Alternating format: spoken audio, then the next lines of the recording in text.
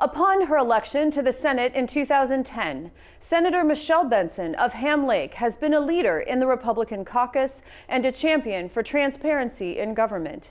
As she prepares to retire from the Senate, she joined me this week to reflect on her dozen years of service. I think it's fair to say that Health and Human Services has been a priority for you as a lawmaker. Correct me if I'm wrong, but I think you've always served on that committee, and you chaired that committee from 2017 through 2021. Health and Human Services spending comprises a major portion of the state's budget. What drew you to focus in this area? Well, Health and Human Services is the fastest growing part of our budget, impacts the lives of more Minnesotans than any other single area. And it's where the toughest decisions had to be made. And so had aging parents. I had a nephew who had a severe disability. I had audited hospitals. I had friends who ran nursing homes. And so I thought my breadth of experience and exposure was a good fit. And I'm also not afraid of a challenge. And Health and Human Services was definitely a challenge, whether you're a member of the committee or as chair or lead. What challenges do you see ahead specifically for this budget area in the state? The rapidly increasing demand for care in this area, the disabled, our demographic, elderly, frankly, the rising cost. Innovation in this space is amazing, but it's also expensive. And so being able to have public taking responsibility for their health while maintaining a safety net, the ability to say no is very hard in this area because everybody needs something. You stepped down from this very powerful position as Health and Human Services Chair earlier this year to become Minnesota's lone female candidate for governor, saying that you wanted to bring a mom's common sense to the role of the state's chief executive. What did you learn from this experience? Well, first of all, there's very little I'm afraid of anymore. You ask people for what you need, you perform to the best of your ability, and stand by your principles. Be polite in doing so.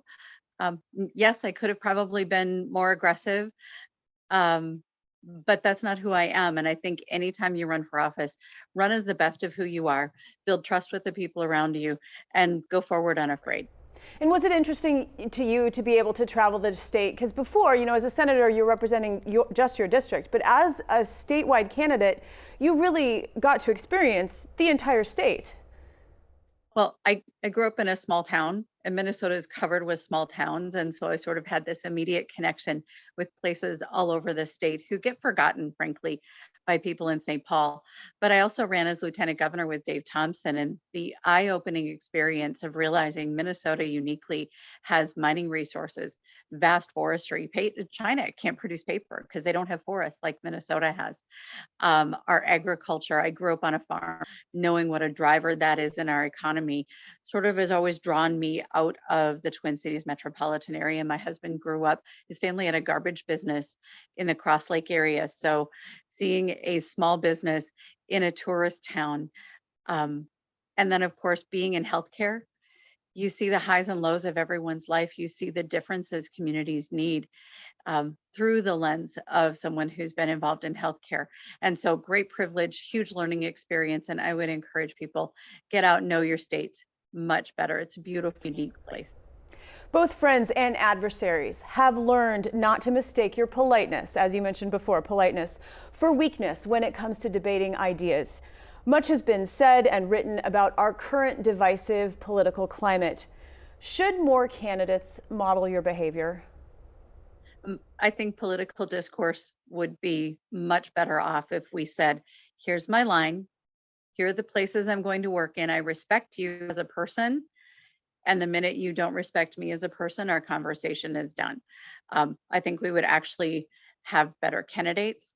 We would make better progress in policy making, but also be able to stand up for the things that we believed in a way that's based on trust and respect instead of clickbait journalism, which seems to be where things are going. Social media and the need to drive clicks is really destroying our political conversation. Early in your Senate career, you experienced giving birth and caring for a baby while continuing to do the work of an elected official. Last year, your colleague, Senator Julia Coleman, gave birth to twins, and she did it in a more public way. People knew that she was having children. In the decade or so since you had your baby, has the culture of the Senate changed to make it easier for moms, especially moms with young children, to do the work of lawmaking? I think there's more that can be done. There has been some improved understanding. I think there's a new generation of senators who just expect that children are a part of your life. And it would be nice to have the Senate have some younger members in it so that there was some pressure to say, you know what, we are not going to work through bedtime, or we're going to have meetings after the kids were put to bed. I think it brings a little more reality into the work of the Senate. Electing people who have families is reflective of Minnesota, but it's also going to be important in the work that the Senate does. So, has it gotten better? A little bit. Is there room for improvement? Absolutely. The legislature adjourned in May with an enormous surplus in the state's coffers. Is it a disappointment to you that the legislature failed to address the nearly, or roughly, I should say, $9 billion surplus before the regular session ended?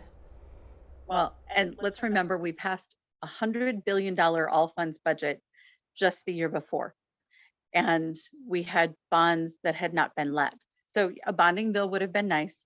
I would have loved to see a tax cut that focused on Minnesotans and their budget instead of people digging in and saying we need to spend even more money. We had billions of dollars of federal money flow through this state that hasn't been accounted for.